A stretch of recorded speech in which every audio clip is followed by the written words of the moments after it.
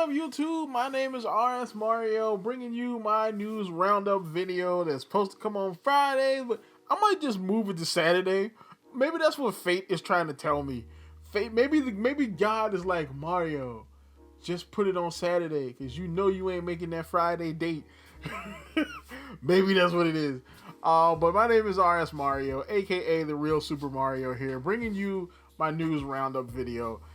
Alright, so a bunch of stories that I have found throughout the week and accumulated together to form this show. We've got a couple of anime stories, we got a story about a VTuber, some controversial stories, some video game stories. Looks like Sony is trying to get his Microsoft on and start trying to acquire studios. We have Overwatch 2 news. We got, people coming at Dragon Ball Z. That's a thing that's happening. For some reason, we have a story about Maybelline, the makeup company. We got a lot of stories here today. So, of course, if you want to continue getting videos like this from me, or my anime videos, my Pokemon videos, Zelda videos, anything else like that from me, like, comment, subscribe, hit the bell button, do all that stuff that YouTube requires you to do to continue getting videos from me, as well as follow me at twitter.com/rsmario128. Like the video tweet, share the video tweet, and I will shout you out at the end of the video. As well as subscribe, because a large percentage of you guys are not subscribed. So go ahead, hit the button, jump on the train, let's get into the news. Huh? It can't be.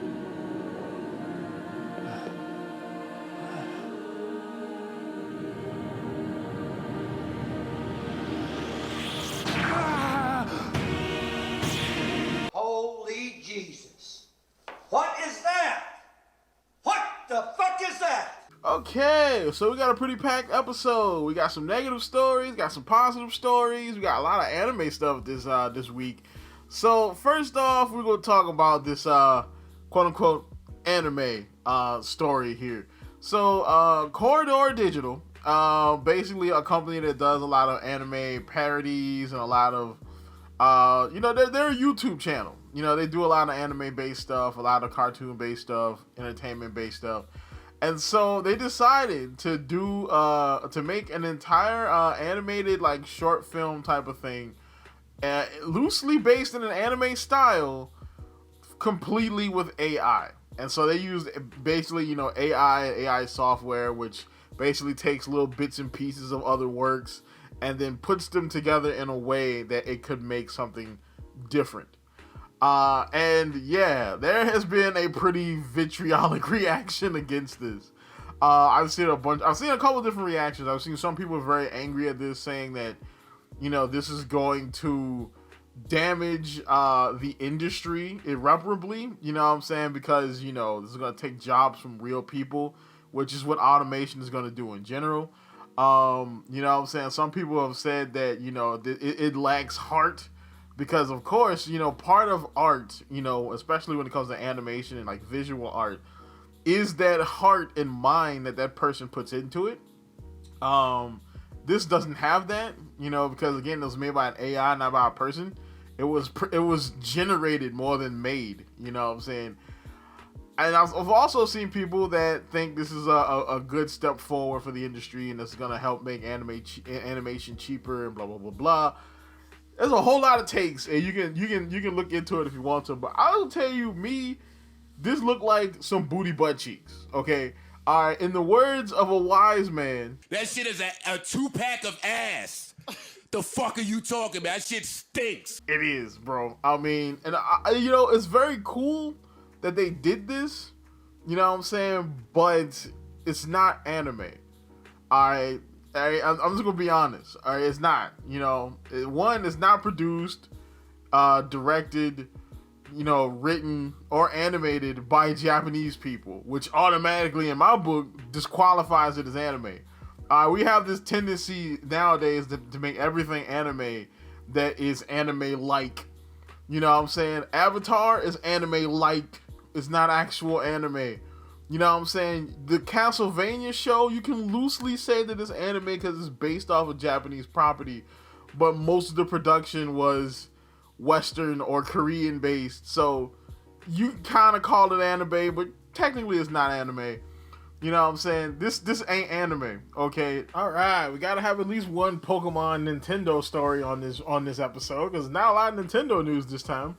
So we have Jonathan Kell to direct Pokemon Detective Pikachu sequel at Legendary Pictures.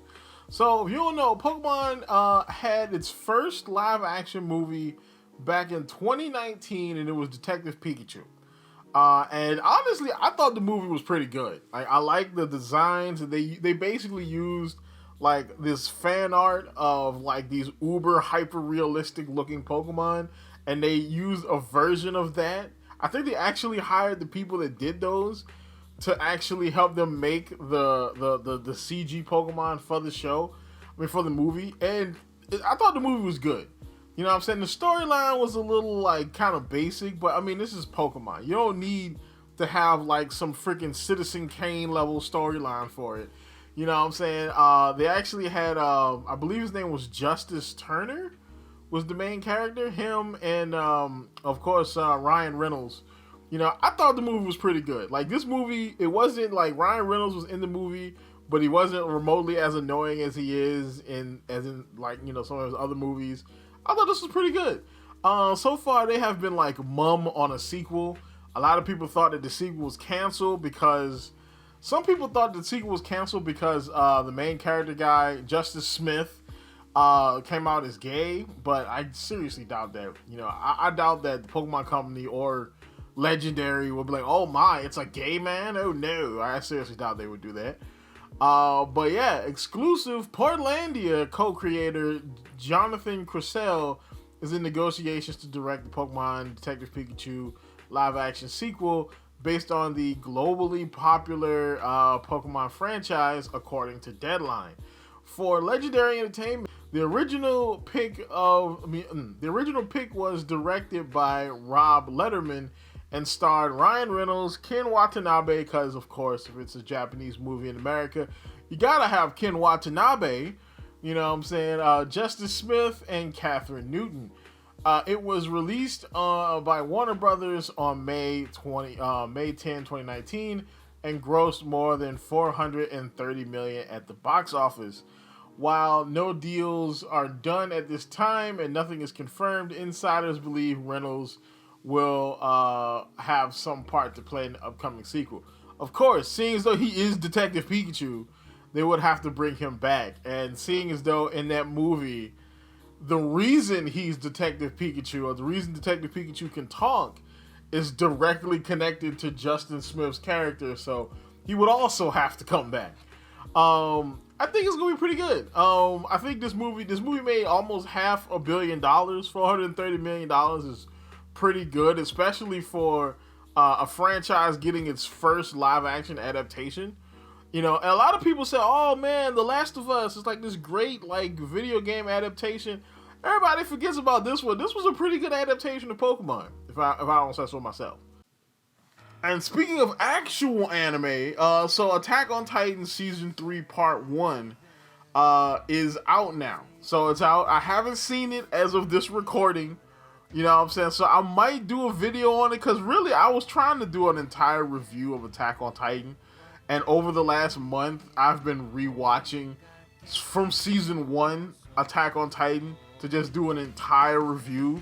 That was going to be my first review coming back to reviews, was going to be Attack on Titan. But depending on how it is, I might do a video on it. It really depends. You know, but I haven't watched it yet, but it's out. I've watched that new intro, Under the Tree, the new OP. Bruh, I've watched that jump about 25 times. That gen is lit. Especially that end. Bro, the ending of that OP is freaking ridiculous, man. I didn't think they would be able to top the Rumble, but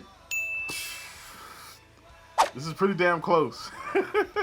You know what I'm saying? So, of course, this is the end of Attack on Titan altogether. This is the first part. So, essentially what they're doing is they're doing it like a movie. So, you have the first part of Attack on Titan. The first part of the end of Attack on Titan is out now. And then the second part, which would be the overall end of Attack on Titan, hopefully, will come out in the fall. So, that should be good. All right, on to video game news. So we've got some interesting video game news. Eldin Ring has announced its DLC. Because of course Eldin Ring would have DLC. Why wouldn't it? It's only been like, it was like what, Game of the Year for 2022? It's like one of the biggest games to come out in the last, what, 4 or 5 years?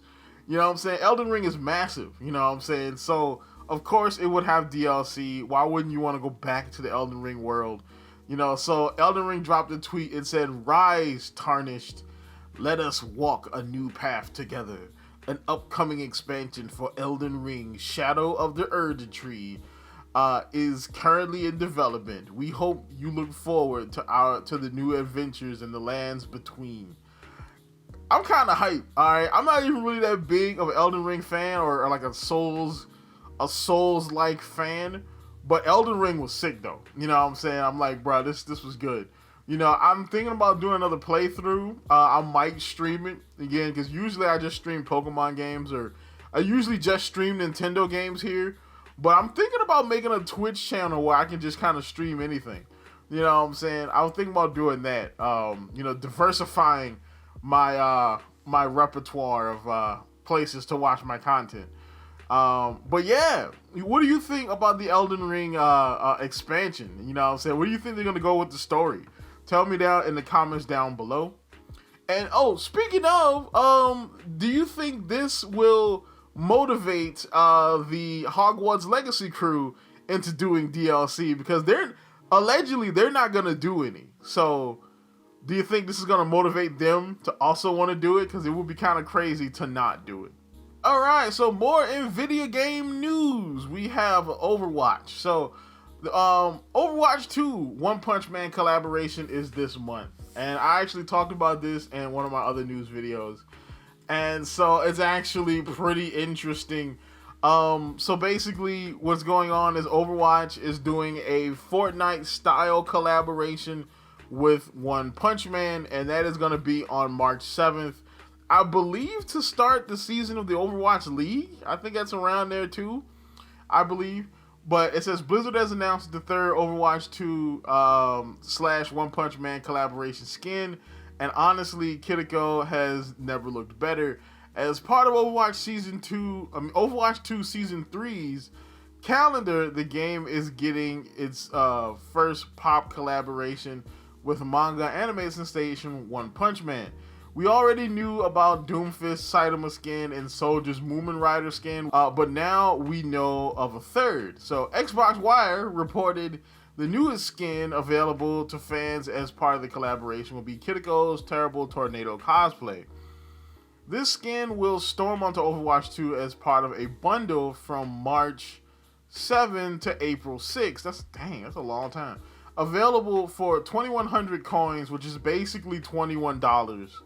Which is actually kind of crazy, because if you think about it, like the Halloween skin for Kiriko, just the skin by itself with, like, you know, sprays and stuff to go with it, was $28, I believe, or $25. It was high, it was expensive. So for this collaboration, the entire bundle to be $21, that's pretty big. That means you get 3 skins and sprays and stuff, and I think voice lines even come with this too, for $21. That's what's up. You know what I'm saying? If I was spending money on this game, I would probably buy that. These skins aren't just a great fan service for those who play the game and watch the anime, but they are also a teeny look into the Overwatch 2 heroes' personal lives. A weird part of the lore which I didn't expect to see. Our heroes are basically, this is the Overwatch team talking at this point. Our heroes are basically aware of the anime and are fans too, and they're cosplaying as the heroes. So Overwatch 2 art director Dion Rogers said in an interview with Xbox Wire, when you see Doomfist wearing the Saitama outfit, he's a fan too. So basically Doomfist is cosplaying as Saitama. You know, this opens up a new world of possibilities. Now Soldier 76, Doomfist, and Kiriko are canonical fans of One Punch Man, if Reaper is a fan of, what if Reaper is a fan of Sailor Moon? I can see Reaper being Tuxedo Mask. You know what I'm saying? I can see that. Or maybe if Winston watches Bridgerton in between missions. I can kind of see that too. Don't do that to my boy Winston though. You know, regardless of what our heroes do in their free time, this collab means we'll finally learn about them outside of the battlefield. Now that Overwatch 2 has a seasonal cadence, we should expect to see further collabs that'll tie into the seasonal theme or add another layer. We definitely want to do more collaborations over time, but with the right opportunity, because it took us a long time to reach here, Roger said. Hopefully that'll mean fans of the game may one day see their favorite pop culture reference land into the lap of Overwatch 2. I, for one, am holding out for a Bleach crossover. So I think this is gonna be pretty interesting. I think this is actually really good thing to do, you know, and it doesn't really change the game, kind of like the Fortnite collabs. Because the Fortnite collabs, people are doing Kamehamehas and United States of Smash and doing all kind of stuff. With this, is like it's skins and cool stuff that give you a cool little insight into the game. I want to see, of course, there's the obligatory Dragon Ball Z collaboration. Street Fighter would be a good one. You're probably gonna get some Microsoft ones, like it's probably gonna be Halo, Gears, stuff like that. I think this is gonna be pretty good. Now, as far as like the cadence of the seasons, more than likely what they're gonna do is, because the way that Overwatch 2 works as far as seasonal content goes, is every other season you get a character, and then every other season you get a level. So next season we'll probably get a character, and the season after that we'll probably get a level, and then the season after that we'll get probably another collaboration, more than likely. Speaking of officials, we have exclusive Microsoft licensing offer likely to satisfy EU on Activision, sources say. So basically what's going on here is that Microsoft has been wheeling and dealing when it comes to its Activision deal, right? So basically licensing, things like Call of Duty to, Nintendo, to Nvidia GeForce, to say, hey, look, we want all these games to come to all these systems. Basically saying that so that, they don't get called a monopoly and they don't block this sale. So Microsoft offer of licensing deals to rivals is likely to address EU's antitrust concerns over the $69 billion acquisition of Activision.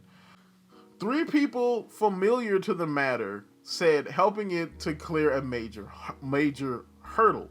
Microsoft announced the Activision bid in January of last year, its biggest ever, to take on leaders Tencent and Sony in the booming video gaming market and to venture in the metaverse, which is a virtual online world where people can work, play, and socialize. Now, I didn't even know about the metaverse stuff. I had no idea this had something to do with the metaverse. Okay. The European Union Commission, which is scheduled to decide on the deal on April 25th, is not expected to demand that Microsoft sell its assets to win its approval, said the people said. So basically, they're saying that the EU is not going to make Microsoft break up Activision Blizzard and sell off pieces in order to get the one piece they wanted, or at least sell off the lucrative pieces that would have made this a monopoly. Which I can kind of see that. Because I think that is kind of overstepping their bounds as a bureaucratic body, forcing a private organization to sell off pieces of something that they just bought. You know what I'm saying? You should just block the sale outright. You can't just make them break up a company that was together. Like, I don't think they should be able to do that, but it is what it is, though. What do you think? I knew that the whole licensing thing was just to appease the powers that be anyway. But what do you think? Tell me in the comments down below. All right, so further with the Microsoft, Sony, Activision saga, we have rumors of Sony expanding its gaming empire with Take-Two Interactive acquisition bubble up. So of course, people are saying that if they approve the Microsoft deal, then Sony is going to buy Take-Two. So if Microsoft gets Call of Duty, then Sony is going to get Grand Theft Auto, essentially. So Sony Group Corp, this is from a business website. I can't remember which website it was from. That's why you see all of the stock quotes and stuff like that. Is rumored to be considering a major acquisition of Take-Two Interactive Software Incorporated, holding company behind popular developers such as Take-Two Games, which does a bunch of sports games, Rockstar, and Visual Concepts, as reported by game site Xfire, which I've never heard of before, or Game Central. And this speculation comes amid Microsoft's pending $69 billion acquisition of Activision Blizzard. The dynamics at play, despite the popularity of Take-Two's game titles, industry experts suggest that the company's value is not as high as some may believe. The company's market cap is about $19 billion. Nevertheless, the company's value is expected to significantly increase in the release of the upcoming Grand Theft Auto 6, so it would be wise for Sony to make a move before that. So basically, once Grand Theft Auto 6 comes out, the company will start making more money, thus their value will increase, making it more expensive for Sony to buy them. Now, here's a little thing, a little conspiracy theory. Let me get my tinfoil hat on that I had about the Activision deal. Not the Activision deal, the Bethesda deal. I believed that the announcement of Elder Scrolls 6 was actually a way of bolstering ZeniMax Media's stock price to make more money off of the eventual purchase by Microsoft. Because there was no other reason of announcing Elder Scrolls 6. This game's not going to come out until like 2030 or something. You know what I'm saying? We're not going to get this game for a while. So why would they announce this game, 3-4 years ago at this point? There was no point. Like, they announced that game, and then a year and some change later, they got bought by Microsoft. So I think that the deal was already in talks before that E3, and they just made the company seem more valuable by announcing Elder Scrolls 6. So that's just my little conspiratorial thing right now. But let's get back to it though. According to Game Central, according a Game Central story. Wow, that wasn't even me. That was them. According a Game Central story, I think I should say quoting or something. Posted on MSN, the M&A rumor came from Gamer Rythan on Twitter, who wrote, "Have it on extremely good word that if Microsoft acquires Activision Blizzard, Sony is going to Take-Two Interactive to counter it. Three of my most trusted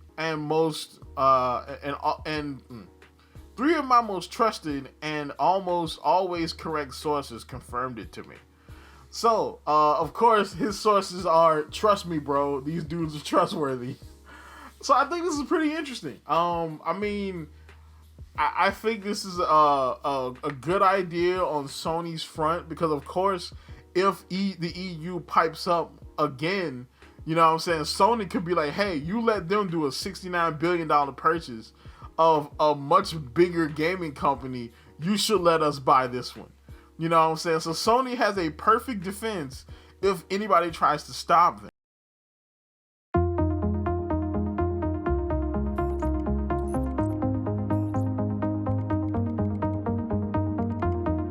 When I started making videos, I already knew people were gonna give me shit for my voice. Back when I gamed in high school, I didn't use voice chat because if I did, I wouldn't be able to compete.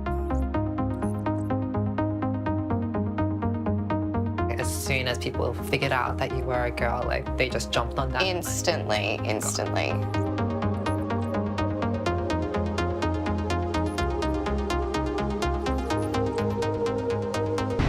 Where should I go? Just shut your mouth. Oh my god. It wasn't even 5 seconds in. Hey guys. Well, that was smart. What's wrong? Hopefully we win this. I swear, don't touch your Whoa! I'm trying to play the game. Here, that ain't making fun of your dead grandma. Alright, so now we get to the weirder part. So, Maybelline, New York. So basically, Maybelline, the makeup company, are getting into esports for some reason. Maybelline New York campaign targets sexism in online games. So the campaign is called Through Their Eyes, and it's got like some girl streamers, you know what I'm saying? So Maybelline New York, one of the largest makeup companies in Australia. Oh, they're not even American, they're Australian, okay. Is launching a campaign to highlight and push back against sexism in online gaming spaces. The campaign is called Through Their Eyes, and its goal is to draw attention to the issue that women identifying gamers, issues that women identifying gamers have faced. So they're being intersectional with this. So they're talking about not just biological women, but they're talking about like trans women too. Okay, I guess they don't want to get targeted by the Hogwarts Legacy people. Over the past few years, Maybelline New York has had an increasing number of gaming partnerships and events.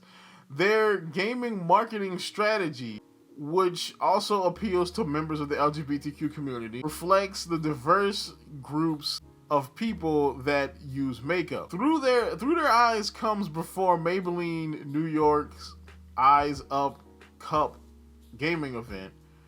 Eyes Up Cup. Oh, so cup is in like the tournament. Okay, I was like, what the hell is Eyes Up Cup? That sounds like a dirty joke. That sounds like something that you would get that sounds like something that would get you sent to HR if you said it at work. You know, say you walk up to a chick and be like, Eyes Up Cup. You know what I'm saying? Yeah, you would get sent to HR straight up. So Through Their Eyes comes before Maybelline's New York Eyes Up Cup gaming event, an all-woman battle royal. So I wonder what game are they playing? This is the thing. What game is this? You know what I'm saying? 'Cause I got a wig. I can pretend to be a woman and try to win the Eyes Up Cup. That would be kind of fun. That would make some fun content. I ain't gonna lie.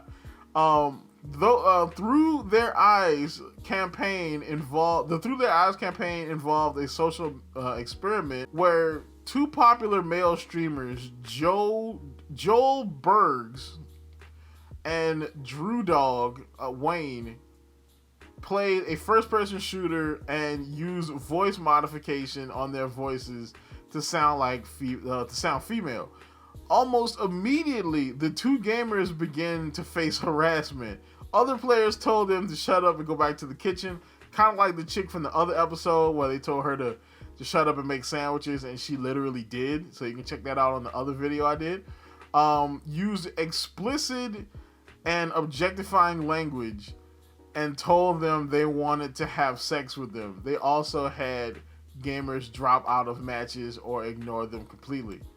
So yeah, this is kind of interesting. I've talked about stuff like this on the show before, but to be honest, I mean it is kind of cringe when you do stuff like this. But on the other side, you do have to kind of build up a thick skin. The way I grew up anyway is basically learning to clap back at people. You know what I'm saying? You gotta learn how to clap back at people online. All right, you have to.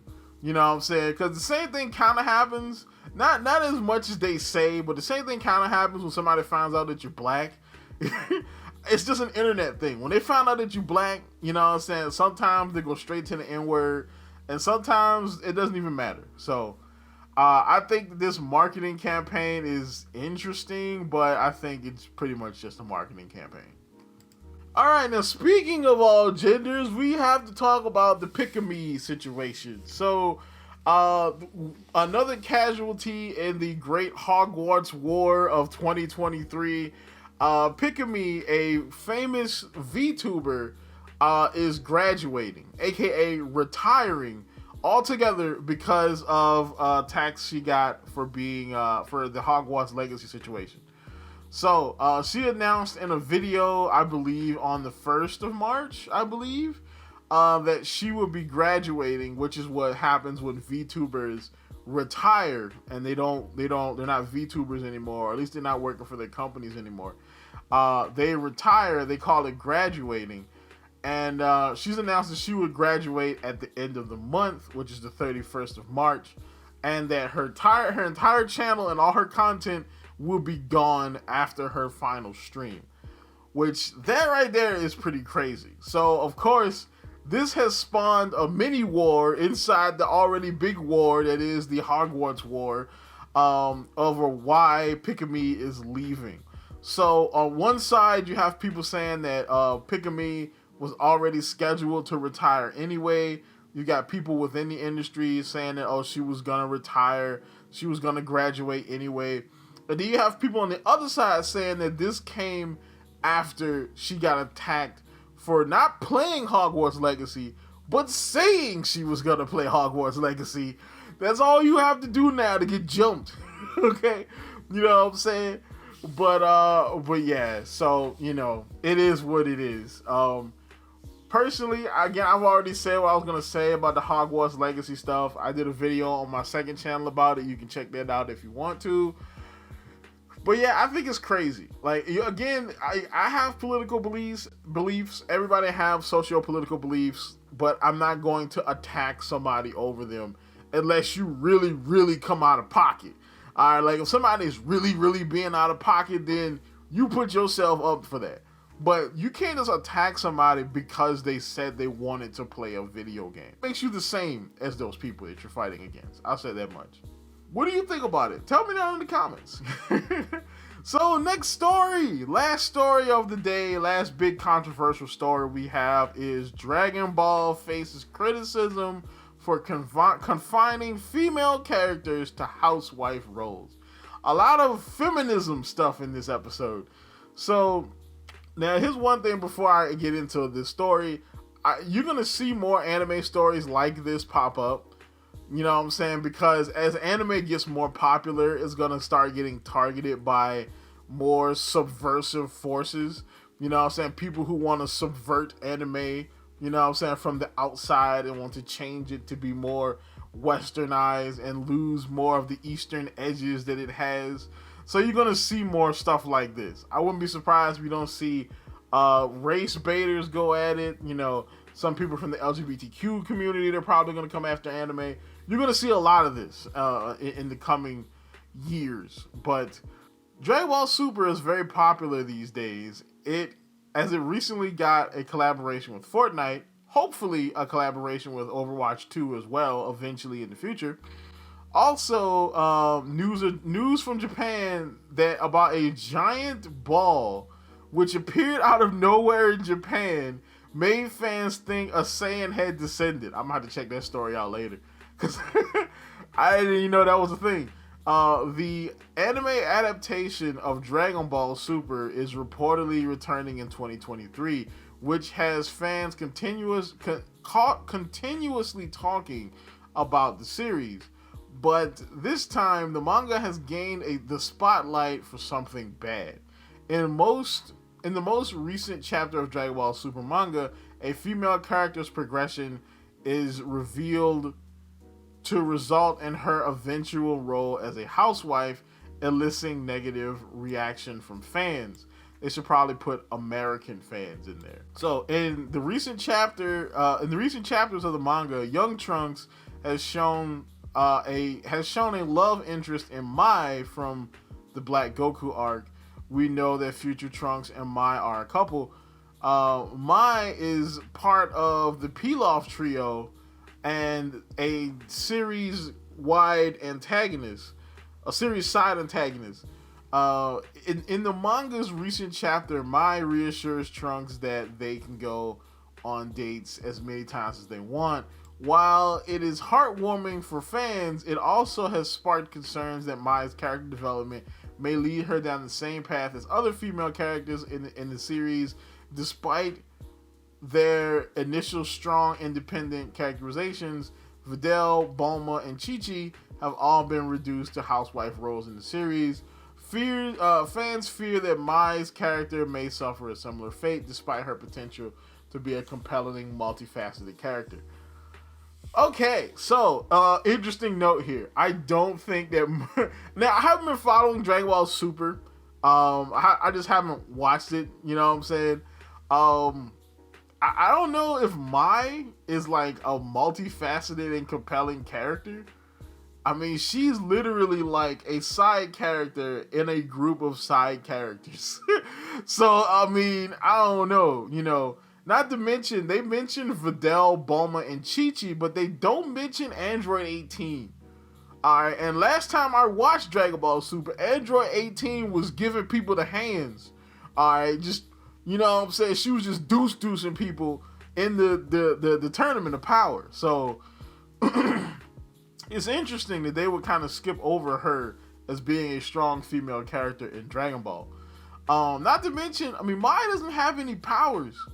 Like, I mean, same thing with Bulma and Chi-Chi. Like, I mean, they don't have any powers. Like, Dragon Ball Z is a big, you know, martial arts anime. So if you don't have any powers, there's not a great deal that you can do. You know what I'm saying? Like, Krillin is probably the strongest man on Earth. And he is virtually nothing compared to some of the people that they fight in Dragon Ball Z and Dragon Ball Super.